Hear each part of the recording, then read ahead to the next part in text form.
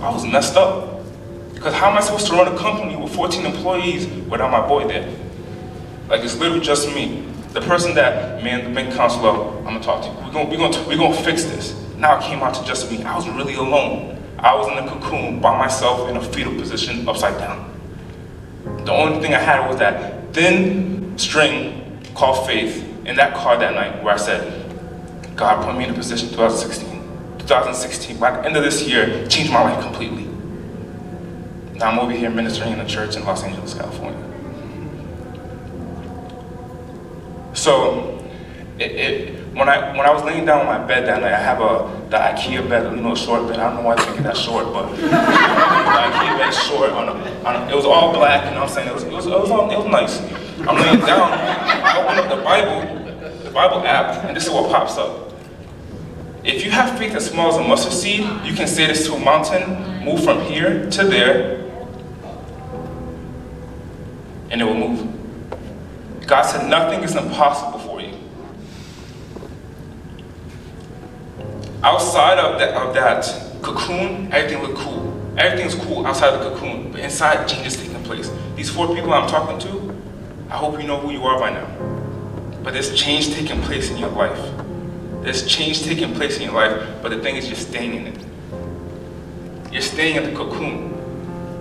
It's about time for y'all to get out now. But the thing for you guys to get out is fear. Something's stopping you guys. You're thinking, man, if I leave, if I do this, if I do that, I don't know what it is in your life, but if I do it, you're thinking of all these negative emotions in your head. These negative thoughts. Something in your life is not okay right now, but when you think about the future, it's negative for you to make that change. I don't know what it is. You know what it is. So what happens is, this caterpillar has to break through the cocoon. It has to leave the cocoon, and then it plops on the floor. That's how what it sounds like. So now you have this butterfly. You have this butterfly on the floor. So now this is you when you leave. I'm telling you what's gonna happen. Now this is you when you leave your current situation. You're gonna be a beautiful butterfly on the floor. You can't even fly yet. That's the thing that sucks. Because what God told me, He said, I need you to work. He said, a lot of people in here are saying, I'm waiting on God. He said, look, a lot of people are waiting on me, but I already gave them what's possible. I need them to work. It's not gonna happen. I'm not a magician where I'm gonna come and boom, you're successful, boom, you're a millionaire, boom, you're gonna open up churches. It doesn't work that way. God's saying, I need you to work. You're waiting for me. I had already made everything possible for you. The process is here for you. I need you to work. So when that is on the floor, it has to pump its own blood before it flies. It's already there. The butterfly's already there, but it has to pump its own blood for it to fly. No one's going to spread its wings for it. It has to pump its own wings. So God said this to me. He said, if you do whatever I command you, this is Kings 11:38. If you do what I command you and walk in obedience to me, and do what is right in my eyes by obeying my decrees and commands, I will be with you. I will build you a destiny. But you have to follow His commands. He's telling you right now to do something else, but you're like, look, I've been a doctor for the last 12 years. I've been a nurse for the last 12 years. I don't think I could do that. I'm more comfortable in this position than I am because I don't know what's over there. I'm scared. If I go over there, I need you to go over there. The same way that God has sent me to tell you this message, God needs you to do that. God needs you to do that. What we talked about, God needs you to do that. You're comfortable in this position, it's cool. But in order for your destiny to be built, He needs you over here. I said, God, you want me to tell these people this message? Like, you want me? Hey, I'll listen. And he said to me, I said, why wouldn't these people, do it anyway? He said, because of fear. He said, fear. They're scared of something. They're scared of all these. And then I started thinking about it.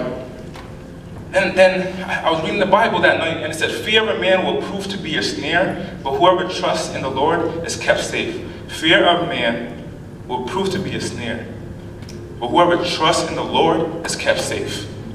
And I said, what is snare though? What does that mean? snare is a term used in scattering grain on the ground to gain attention of feathered creatures, just like birds. So, an example of fear was on my way here. The enemy fed me a lie saying that Julian's going to say, no, it's not worth your time. He wants me to grab that grain and go with it. I said, nah, forget that. I'm going to go talk to Julian. Then the enemy fed me a snare saying that you guys are going to judge me. You guys are going to be like, yo, man, this guy don't know what he's talking about. I said, I ain't listening. Then I was fed that it wasn't even a huddle tonight. I was like, nah, you bugged. Like the enemy literally went to that last straw and said, look, there's no huddle tonight. Just stay home. I said, look, I'm gonna show up, and if there's no huddle, I'll just worship, man. I'll just go on there. So that person, the people I'm talking to, I'm about to finish up right now. The people I'm talking to is working, but working the wrong direction. Okay, they might not even like their job. They might not even like what they're doing. You might not even like what you're doing. You're working in the wrong direction. But you're so scared of something over here because you don't know what's over there that you don't even take the opportunity to go find out. So it let me off with this. I said, okay, I'm about to go to sleep, God, because this is when I was laying down. I was reading the Bible, and he was like, okay, you're about to go to sleep, I'm about to put this right in your face. He said, the Bible says just like this, he has made everything beautiful in time. He has also set eternity in the human heart, yet no one can fathom what God has done from beginning to end. Shoot. And then Julian, mind you, this took place 2 months ago. I've been scared for 2 months to get up here. I've been fearful for 2 months to get up here. Then Julian was talking about, hey, God is beginning and end. And I understood it as stuff in the middle is the work that you do. The stuff in the middle is the work that you do. And then I know that there is nothing better for people than to be happy and to do good while they live. So how you gonna be living over here every single day doing something that you don't like? That makes no sense. You're not happy. That each of them may eat and drink and find satisfaction in all their toil. This is the gift from God.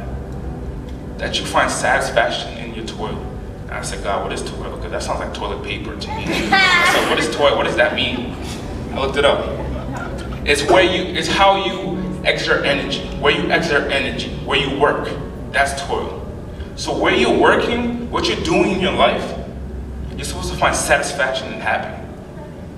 I moved out here. I'm definitely not making the same amount of money as I was over there. Actually, now I'm working. But I can tell you something, I am happy. I came to Oasis and everything changed. God put me here on purpose. I was so empty, making money, I was so empty, but money is a worldly thing. It's what the flesh desires. I was so happy, I was so empty making money. When I came over here, I became happy, but I'm broke.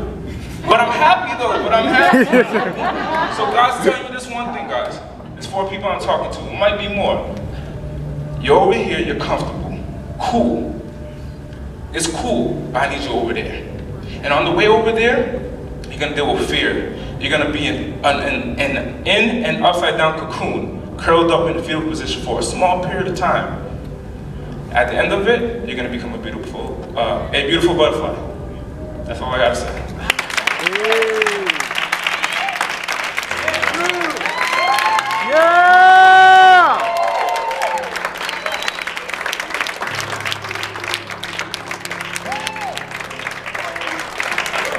Shoot. All right. Let me just put this away.